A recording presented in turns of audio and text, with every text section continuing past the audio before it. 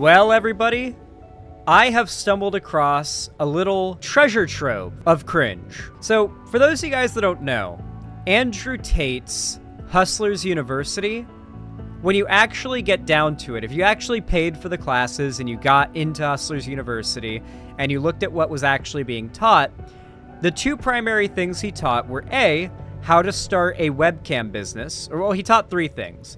A, how to start a webcam business, and basically a guide on how to do the sex trafficking that he would do. So, not very good for his case, by the way. B, basic stock trading advice, because every one of these guys has to be a crypto stock bro.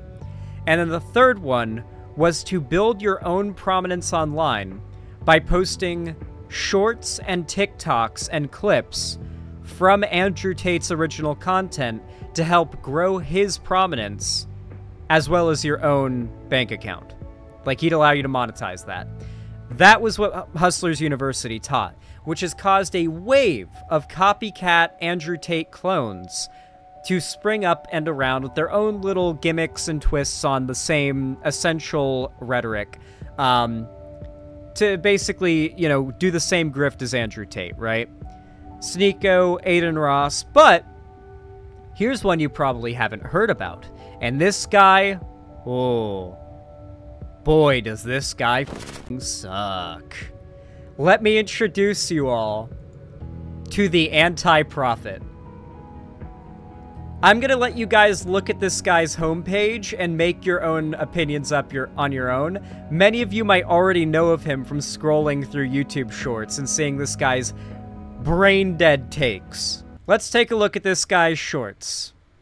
Ukraine is about to affect you. Let's see this The one. Ukraine war is about to get 1,000,000 times worse for the world. During the war, the Russians have been allowing Ukraine to export grain through the Black Sea. In exchange, Ukraine has allowed Russia to continue pumping gas to Europe. As of the last few days, that deal has been canceled. As a result of all of this, global wheat prices are about to wreak havoc. In Europe... Yeah, so a lot of it... Oh, wait, hold on. Why is it not... It didn't stop the music playing in the other tab on its own.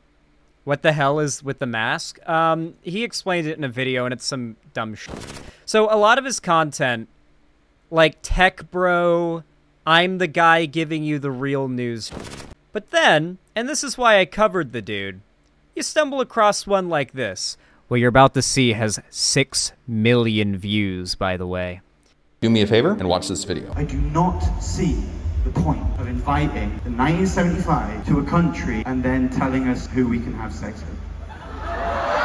This is Maddie Healy, the singer for the 1975 at a concert a few weeks ago in Malaysia. Malaysia is a Muslim country, and as a result of this stunt that you just saw, the concert was canceled mid-show, the 1975 was banned from Malaysia and Indonesia, and the music festival itself was shut down in the middle of their series of events. On one hand, I believe people should be able to participate in gay marriage if they want. On the other hand, I see why Muslim countries look at what's happening in the West and are like, nah fam, we're good. However, for this piece of shit to go to Malaysia without doing his due diligence and making a meaningless protest which resulted in the concert goers, most of which make around $350 per month, to lose their tickets without refund and result Oh yeah, his bio says escape the Matrix, if you guys didn't see it. in every vendor of the festival to get totally f***ed over financially is an indication of how little leftists actually know about the rest of the world and how their level 60 IQ understanding of politics gets nothing done except for make the West look really f***ing stupid. So, this guy basically tries to out-woke the left by saying it is disrespecting other countries' cultures to be pro-gay or gay in those countries that ban gayness. Despite the fact there are tons of gay people in those countries that are actively protesting for the right to exist in those countries. But let's take a look at the comments and see what the replies are. This has 400,000 likes, of course. Let's look at the comments. Don't go to a country if you disagree with its laws. He's just lucky to leave Malaysia in one piece. It's exactly how we feel, actually. Nah, fam, we're good. About, like, allowing gay people, like, from the West or whatever. I have a Christian friend. Whenever I go over there, I make sure not to swear or say anything blasphemous because while I don't agree with them, I'm in their house. Kid Laroy just arrived at the airport when he finds out the whole thing has been canceled. Imagine traveling over 10-hour flight only to be told the gig has been canceled upon arrival. They try to blame the band for it getting canceled. They try to say this is the band's fault. proves that your actions have a lasting, profound impact on not only you, but everyone around you. Bro's the type of guy to go to someone's house and walk in with their shoes on after the family specifically asked them to take the shoes off at the entrance. Imagine going to a house that says no shoes. They keep repeating this one, by the way. It's the no shoes allowed thing. No shoes allowed inside, and wearing shoes inside with pride, pun intended. I would like to say thank you. Every word you have spoken literally was on my mind. I run a small transport company in Malaysia, and we happened to get the contract at this concert to charter all the artists and band, and because of the cancellation, we still have yet to receive payment from the organizer, and we still have to pay our drivers their salary. Mind you, blaming this on the band, despite the fact the country shut it down and banned them from the country. The amount is only about USD 15K, but big impact for small entrepreneur like us.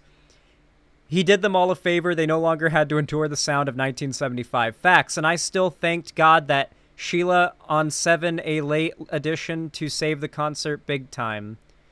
Muse was scheduled to... I don't know. He's very fortunate he didn't get arrested. You can't go on somebody's backyard and disregard their rules.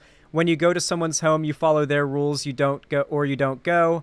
I honestly just separate the art from the artist at this point. When in Rome, you do as Romans do. So, like, that is the overwhelming response to that post there. Like, this guy is a very large conservative figure, as you can tell. And he's kind of just gone totally under the radar, despite being a very brain damaged and, like, cruel in his messaging content creator. He's, like, escaped from the Matrix. He's an Andrew Tate cuck. He's got 1.26 million subs, uploads nothing but massive YouTube shorts, and says that leftists are 60 IQ and don't understand politics, while saying it's based that countries ban the right to have a gay marriage. Because they're just saying, nah, fam, we don't want what's going on in the West. What else does he have? I was held at gunpoint. How much you want to bet this is bull? The time a crazy drug addict put a gun to my head. It was my senior year of high school, and I was dropping off my girlfriend at the time from the symphony. And because I wanted to impress her, I borrowed my sister's really nice BMW. But when I'm backing up, I see something in my rearview mirror. And what I see is this guy coming around to the driver's side with a big-ass revolver. And I remember thinking to myself, he wants the car. So I open the door and I look up and the barrel of this guy's gun is right on my head. But then the lights in the car turn on and he sees my face and he immediately says, "Oh dude, I'm so sorry." But I also realize that this is my girlfriend's neighbor who cooks meth in his basement. He's saying stuff like, "We could just have like a spiritual moment, man, where we just connect with each other and forgive each other. That'd be a beautiful thing." Now finally he lets me go, I drive away and everything's fine. But the funny thing was this, the music you're hearing in the background of this video was the song that was playing on my car stereo system throughout the entirety of this experience. Pretty terrible soundtrack to have, right? Dog. That is such bull. Like, I might have believed it until he says that he was playing that music on his radio. If that's actually true, that gives you a lot of insight to the type of dude he is. That he was listening to that on the radio. Yeah, he makes motivational content. Remember, not being advertised as a political channel. My thoughts on Barbie, my thoughts on Oppenheimer. Snow White has gone woke. Fitness makes you fascist. Oh, here's gonna be him trying to claim the left is against fitness or something. OnlyFans and the male psyche. Ooh, this one's gonna be good. We gotta watch this. This is gonna be some incel shit. All right, let's see the no-fap incel shit. Teaches us about the male psyche. Comparing OnlyFans with cam girl websites is really interesting because on cam sites, there's one female porn star in the stream and then a bunch of guys in the chat. And all of these guys are trying to vie for this cam girl's attention by giving her gifts, giving her money, etc. And these chat rooms can get pretty competitive. People want to display to... Oh my god, he's actually gonna try to act like he's like some revolutionary thinker for saying, guys, did you know that cam girls divide their attention separately among a massive, wide, live audience, but OnlyFans girls have, like, managers and automated messengers that can send privatized, individualized messages to their subscribers to make them feel more special and paid attention to, which actually preys on the male psyche. Like, it's gonna be some shit like that, I guarantee it. Other people that they are top dog, and they do that by giving the cam girl more money than anyone else. However, OnlyFans is different. OnlyFans separates all of the men from one another in such a way where it feels like the man and the OnlyFans model are in a one-on-one relationship rather than having a bunch of horizontal competition. This guy is acting like he's having some revolutionary take when this has been the tagline selling point of OnlyFans from day one. Between men happening in the background. However, the most telling thing is this. OnlyFans makes so much more money than campsites do. Men are willing to pay a lot more for the experience of feeling like they have a one-on-one girlfriend. Companies realize that they can exploit young men who are lonely and want a one-on-one relationship. And as a result, we're starting to see the rise of AI girlfriends. Reminder, this guy's a capitalist. He calls buying a Tesla buying a car, not exploiting people who don't have a vehicle, offering a service to people who want to jack off to a specific girl's titties. And I get it, you know, sometimes you want to jack off to a specific girl's tits. I get it. Sometimes that's just what you're in for right now. And it's just, nothing else will do. I understand. It happens, right? And that's probably why OnlyFans has so much success. But, like, that's not preying on anyone's psyche. That's offering a service. This guy's a capitalist, right? Like, doesn't this guy claim to be a capitalist? He says he doesn't like leftism. I got a good one, same guy, but with a woman dunking on him.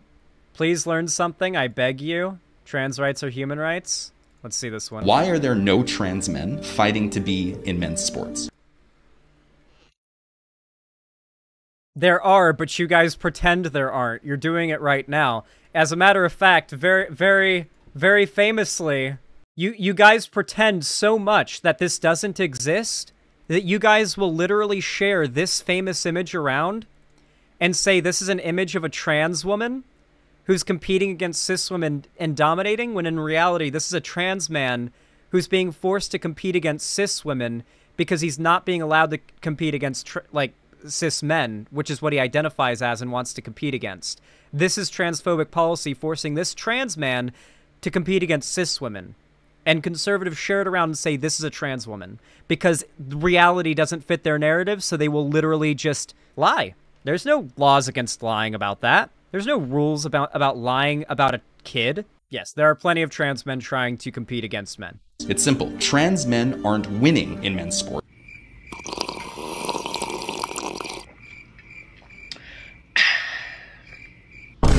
Let me read this man. This is Patricio Manuel. He's a boxer and a transgender man who is currently undefeated. And yes, he competes against biological men. We have Kai Alums, These people also have made the argument that trans men have an unfair advantage because they're, like, if they're on testosterone, then they're, like, taking what is effectively performance-enhancing drugs. Granted, you know, trans dudes on testosterone are taking, like, tea that would put them at a normal cis guy's amount within that approximation. Maybe a little bit more, maybe a little bit less. Depends on, I imagine, how your body responds to it or something like that. But they claim that, and yet now they claim they don't have an advantage. They have a disadvantage, so they're not... yeah, it's just anything they can say to make trans people look bad at that moment, even if it contradicts what they said 5 minutes ago. Trans basketball player, Skylar Bailar, an NCAA Division I swimmer. Yes, he's a trans man. Chris Mosier, a transgender Hall of Fame triathlete. The list goes on, but I think you get what I'm saying. There are definitely trans men who play sports and who win. But the reason you don't see as many trans men as trans women in professional sports is simple. You see, transgender men take something called testosterone. And in a lot of professional sports, testosterone is seen as a performance enhancer. Yep. And if you take it, you're disqualified. And I don't know many trans people who would give up their life-saving HRT to play a sport. So that's why you mostly see trans men playing on the college or amateur level. But when it comes to transgender women, like myself, we take estrogen, and that is not a performance enhancer. It's a performance dehancer. Literally, it's the opposite. Taking estrogen actually decreases testosterone levels and decreases muscle mass, which is why you'll see more trans women in professional sports than trans men. But still, the numbers are very low. It is estimated that there are less than 150 transgender athletes in the United States right now. Period. Trans men and trans women and non-binary.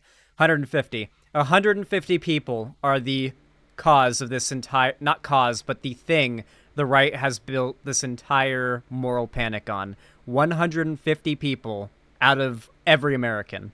So when someone tells you that trans women are taking over sports, It's literally a myth. There is no takeover, babe. You may have heard of like 1 or 2 trans women who are doing very well and winning their competitions, but most trans women who play professional sports are not winning. Biological women are still very much taking home 99.9% of the trophies. All of this stupid controversy is literally Biological? It's a little weird word. A little bit of a weird use of that word, but I get it. really just made up by politicians so they can get more votes. Leave trans people alone. Oh my God. True. Leave them alone. I agree. Just let them cook. Let them cook.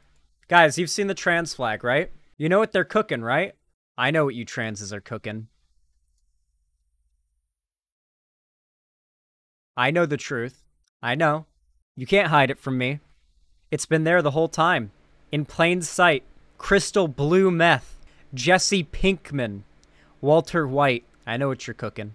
What else is this absolute cringe lord claimed? Indoctrinating kids. All right, we'll finish it off with this one. This guy's literal job is to indoctrinate kids. George Lucas decided to make a children's film. When you really think about it, at the end of the day, Star Wars is basically a movie for kids. There's a flying dog that goes out into outer space.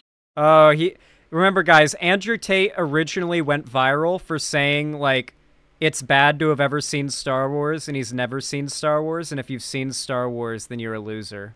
So I guess this guy's trying to ape like the I'm such a cool dude, bro, that I hate Star Wars. I think I'm too cool for Star Wars.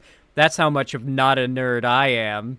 Ships blow up, people fight with laser swords. This is something that would appeal to someone who's 7 years old. But Lucas knew this and he did it on purpose. Because like any great artist, he wanted to be influential in his time. And something he realized is if you can create a piece of art that ends up influencing children, especially if that piece of art is super impactful, you will end up leaving a huge... Dude, this guy says like the most basic shit as if he's having like a revolutionary like brain blast moment. It's like the inspirational music in the background will not. This guy will not get the f out of my like shorts algorithm. I cannot get him out of my shorts algorithm. Here, let's see if we've got another interesting one. Why I Wear the Mask is his most popular one. It has 42 million views and 2 million likes.